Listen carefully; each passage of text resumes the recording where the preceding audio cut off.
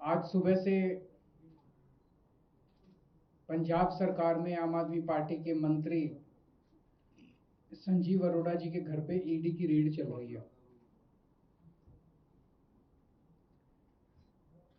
ED का काम है कि देश के अंदर अगर कहीं मनी लॉन्ड्रिंग हो रही है तो उसको रोकना, उसकी जांच करना। अगर इस मकसद से ईडी अपनी कार्रवाई करे तो हमें कोई परेशानी नहीं है। लेकिन जो हमने देखा कि जब से मोदी राज आया है इस देश के अंदर, सीबीआई भ्रष्टाचार के रोकने के लिए काम नहीं करती और ईडी मनी लॉन्ड्रिंग रोकने के लिए काम नहीं करती। वो सिर्फ और सिर्फ दूसरी पार्टियों को तोड़ने, उनके नेताओं को डराने, धमकाने और उन्हें बीजेपी में शामिल कराने का काम करती हैं। आज सुबह से जो संजीव अरोड़ा जी के घर पे कार्रवाई चल रही है, वो भी उसी दिशा में एक कार्रवाई है। संजीव अरोड़ा के घर पे ईडी कोई मनी लॉन्ड्रिंग की जांच करने नहीं आई। पिछले 1 महीने के अंदर ये दूसरी ईडी की रेड है संजीव अरोड़ा जी के यहाँ। एक बार 17 अप्रैल को आई थी ईडी। संजीव अरोड़ा जी के जितने ठिकाने थे, गुड़गांव में, लुधियाना में, दिल्ली में, हर जगह उन्होंने रेड की। 3 दिन तक रेड चली। उस 3 दिन की रेड में ऐसा क्या था जो नहीं मिला, जो ढूंढने आज आए हैं। मैं बताता हूं कि उन 3 दिन की रेड में क्या नहीं मिला जो आज ढूंढने आए हैं। उसी वक्त अशोक मित्तल जी के यहाँ रेड हुई, उनके यहाँ भी 3 दिन रेड चली और उस 3 दिन की रेड के बाद अशोक मित्तल जी ने बीजेपी ज्वाइन कर ली। उनके यहाँ रेड खत्म हो गई, उनका सारा मामला रफा दफा हो गया। संजीव अरोड़ा जी ने बीजेपी ज्वाइन नहीं की। उस दिन उन पर काफी दबाव डाला गया, बीजेपी ज्वाइन कर लो, बीजेपी ज्वाइन कर लो। अगर वो उस दिन बीजेपी ज्वाइन कर लेते तो शायद आज ईडी की रेड नहीं होती। तो आज ईडी की रेड हुई है उनको सबक सिखाने के लिए कि तुमने बीजेपी ज्वाइन क्यों नहीं की। या तो बीजेपी ज्वाइन कर लो और नहीं तो गिरफ्तार कर लिए जाओगे। इसलिए आज ईडी की रेड हुई है। ये बहुत ही दुख की बात है जिस तरह से एजेंसीज को दुरुपयोग किया जा रहा है मोदी राज के अंदर। पंजाब को खासकर मोदी जी टारगेट कर रहे हैं। पंजाब के लोगों के साथ धक्का किया जा रहा है, पंजाब के लोगों के साथ नाइंसाफी की जा रही है, पंजाब के लोगों को कुचलने की कोशिश की जा रही है, पंजाब के लोगों के साथ अन्याय किया जा रहा है। पिछले 4 साल में मोदी जी ने पंजाब में पहले 3 काले कानून लाने की कोशिश की। पंजाब के किसानों के विरोध के सामने मोदी जी को झुकना पड़ा। पिछले 4 साल से ग्रामीण विकास का हजारों करोड़ रुपया, जिससे मंडियों की, गांव गांव की सड़कें बननी होती हैं, वो प्रधानमंत्री जी ने रोक दिया। पंजाब की पंजाब यूनिवर्सिटी टेक ओवर करने की कोशिश की गई। चंडीगढ़ को हरियाणा को ट्रांसफर करने की कोशिश, पंजाब से छीनने की कोशिश की जा रही है। पंजाब के पानियों के ऊपर डाका डालने की कोशिश की जा रही है। बीबीएमबी को हथियाने की कोशिश की जा रही है। ऐसे न जाने कितने मामले हैं जो केंद्र सरकार और मोदी जी पंजाब के लोगों के साथ धक्का कर रहे हैं। और अब पिछले कुछ दिनों से रोज बस एक ही खबर है, आज ईडी ने यहां रेड कर दी, आज ईडी ने वहां रेड कर दी। जैसे ही बंगाल के चुनाव खत्म हुए, ईडी की पूरी दिल्ली की टीम, केंद्र की टीम सारी जो है वो पंजाब के अंदर आ गई है।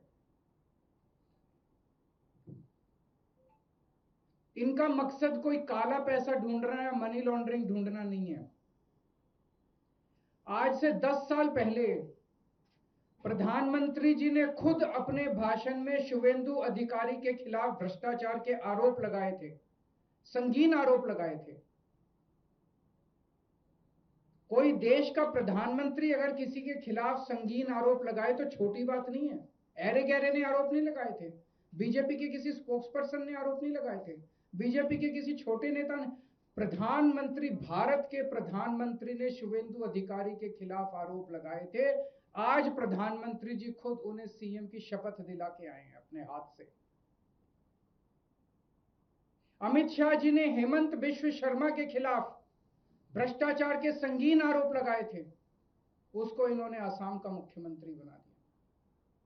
अजीत पवार के खिलाफ प्रधानमंत्री जी ने खुद भ्रष्टाचार के आरोप लगाए थे, उसके 6 दिन के अंदर उसको महाराष्ट्र का उप मुख्यमंत्री बना दिया। शुभेंदु अधिकारी के खिलाफ ईडी नहीं जाएगी, ईडी संजीव अरोड़ा के खिलाफ जाएगी। हेमंत बिश्व शर्मा के खिल को गिरफ्तार नहीं किया जाएगा, गिरफ्तार केजरीवाल को किया जाएगा। अजीत पवार को गिरफ्तार नहीं किया जाएगा, गिरफ्तार मनीष सिसोदिया। क्यों? उन्होंने सबने बीजेपी ज्वाइन कर। तो इनका मकसद देश से भ्रष्टाचार दूर करना नहीं है, इनका मकसद मनी लॉन्ड्रिंग रोकना नहीं है, इनका मकसद केवल और केवल दूसरी पार्टियों के नेताओं को तोड़ के बीजेपी में शामिल करवाना है। आज पंजाब के अंदर इनके पास चुनाव लड़ने के लिए, खड़े करने के लिए नेता नहीं है, इसीलिए दूसरी पार्टियों को तोड़ तोड़ के अपनी पार्टी में शामिल कराने की कोशिश कर रहे हैं। मैं मोदी जी को याद दिलाना चाहता हूं पूरी विनम्रता के साथ,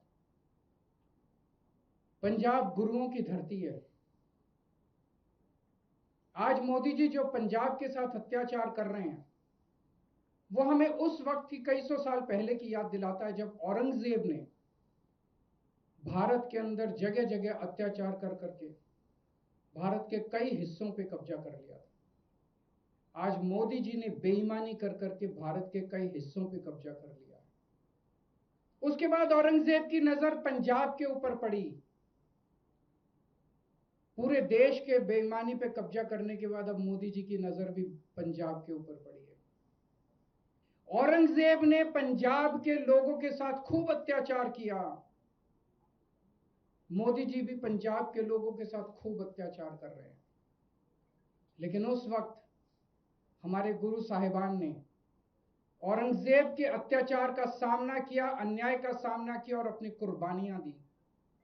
उनकी कुर्बानियों से प्रेरित होकर आज पंजाब के लोग खड़े होकर मोदी जी के अत्याचार और अन्याय का सामना करेंगे और पूरे देश को मोदी राज के अन्याय और अत्याचार से मुक्ति दिलाएंगे।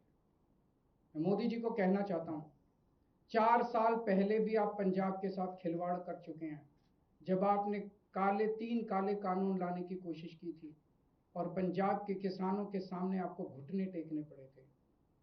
आज आपने फिर पंजाब को ललकारा है, पंजाब इसको बिल्कुल बर्दाश्त नहीं करेगा।